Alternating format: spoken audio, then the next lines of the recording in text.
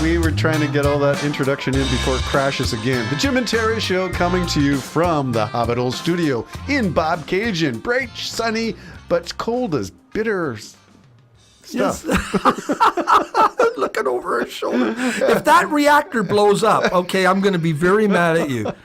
If the reactor blows up, it'd be that desktop that's on the floor right by your feet if that blows up. That's called a desktop? That's Yes. not a desk. Look at this thing. It's the I size know. of a truck. That's why I put it on the floor. Terry's got a computer system that could run NASA, and yet we can't get a show out Well, I without use a it as a glitch. heater. Yeah, it's so Throw big, something yeah. on the heat. My feet are being All right. warmed up by I it don't know right where now. we were going with this one. I was going to say this, that I played a song for you earlier, and I might cue it at some point later on when I go to edit this stuff. But it was about, it's a theme that Christmas is not all about love and joy and peace and goodwill for some people. It's about addictions and darkness and mental health, PTSD, trauma of all sorts. And that's what the theme was in the song that I wrote called Behind.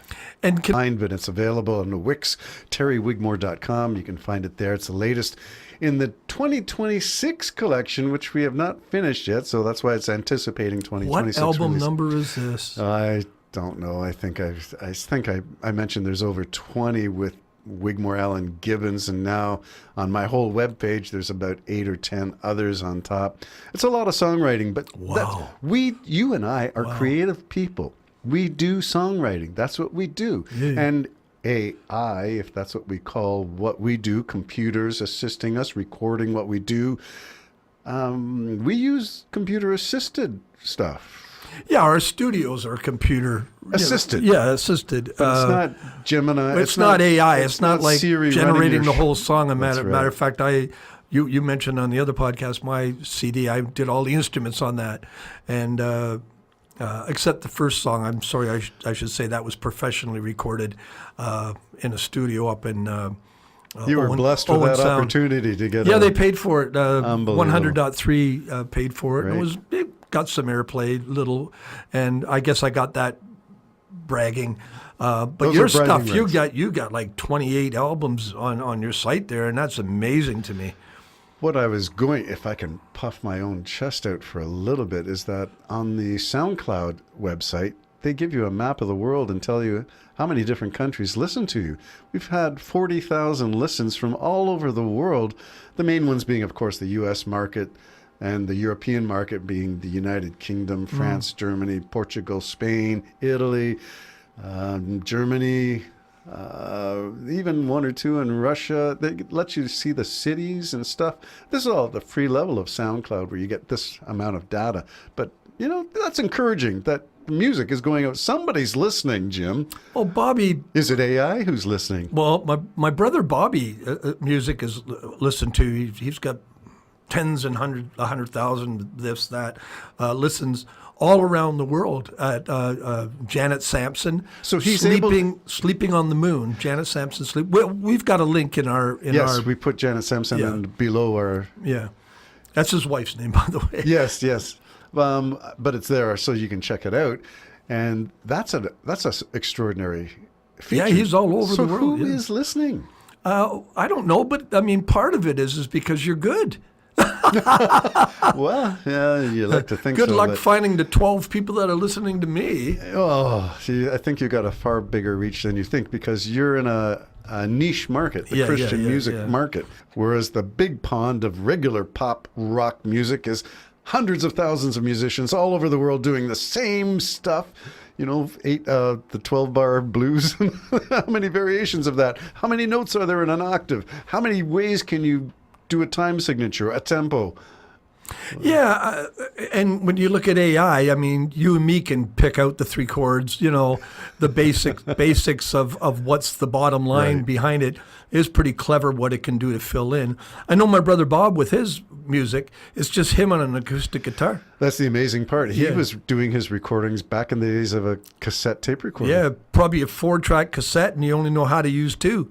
His drum was him hitting his thigh like Buddy Holly, and check him out. It's good. It's really, really good stuff. I also want to celebrate you and your creativity because you're using and when I say keyboard, I don't mean the ivory keys of a piano keyboard, a synthesizer. I mean, you take your keyboard, your literal ABCD QWERTY keyboard, and you tap your drum rhythms on a QWERTY keyboard. So how resourceful do you have to be to do that? So hats off to you for Well, that. I guess we're all trying, aren't we? But the thing is we're not really AI, any of us. No. It's human. Yeah. And every now and then I just think, man, it would be nice to. I keep entertaining the thought of getting myself a good amp and starting to play again in churches or just in my church or something, play live again. Well, you can still do it. Well, you still got a voice. Yes. I was listening to Paul McCartney. Bobby sent me a thing for him and Hamilton. He just did. Yeah, the Hamilton show was quite spectacular. But his voice, you can see, is thinning. It's weakening. Okay. And so there comes a time when all of a sudden that all changes. Gordon Lightfoot, it broke my heart to hear him in his final years. He still was determined to do it, but it's just like, I don't want to say cringe, but it made me just wince in pain to listen to him. Well, sometimes I think if you get to that age, what I would like to see is really bring your whole group down to maybe 3 guys, and and then just do sort of almost a talk show type performance where they realize your voice. I'm going to be speaking most of my lyrics to you. Even still, Gordon Lightfoot in his latest interview, in his last year of his life, I think he did one with Ian Hannamansing, he did one with another CBC host. There's 2 great interviews, but his spoken voice was no great shakes either. Yeah, well, and it's where his voice is. I mean, he's singing sort of an upper tenor, I guess. And I don't know what help you can get from your body if you're a tenor. Like me, I'm fortunate enough I can actually sing from my gut. Now, I'm not saying it's good, but I still have power. I can sing from my gut, use the stomach muscles because that's my voice. Lower register, I don't know where you put it. Okay, well, you're probably a baritone, lower register, but not quite bass unless you have a shot of something to drop your voice. But that's what we can do with our limited time, because that's where we are in our age and stage, is one thing. But the reason I started with that song behind is because it's a Christmas message of despair, of trauma, and all my recent teaching history was in that area of foster care, of drug addiction, of sexual abuse, of physical abuse and violence. And my heart goes out to all the people who suffer in loneliness, especially at this time of year. Thank goodness for missions and churches who open their doors and for community services that are offered to support people in need. I agree with you. I was just thinking of a young couple who's 2 days ago, their house burned down. They go to our church, just a young couple. And there's pastor, recovering basically from a stroke. Yeah, himself. He got them in the Ramada Inn. He's contacted Georgina, Georgina Cares. And, and our church will do stuff. We'll get stuff for them and everything else. 'Tis the season, right? For suffering. Yeah, and other people who may suffer, as I knew, I had an acquaintance, I guess more than a friend, but his father was an alcoholic, so he would always volunteer to work Christmas and New Year's just to get away from it. So as an adult, Christmas, but just to avoid the awkwardness of Christmas meant nothing to him. Christmas. Yeah, it just meant nothing but sorrow to him. And he was a Christian, so all of that, but didn't celebrate it at all. So there are those that are suffering, and we know that the poor you'll have always. Yes. On the other hand, then we should start really counting our blessings. Yeah. I was telling you last night as I was eating breakfast, I was tired, and I went into my bedroom and I lobbed onto my bed, head hit that beautiful, cool pillow. And I said, Lord, you didn't even have a place to lay your head. Here I am. I'm in the lap of wealth. I really felt that way. Yeah. I've got luxury plus.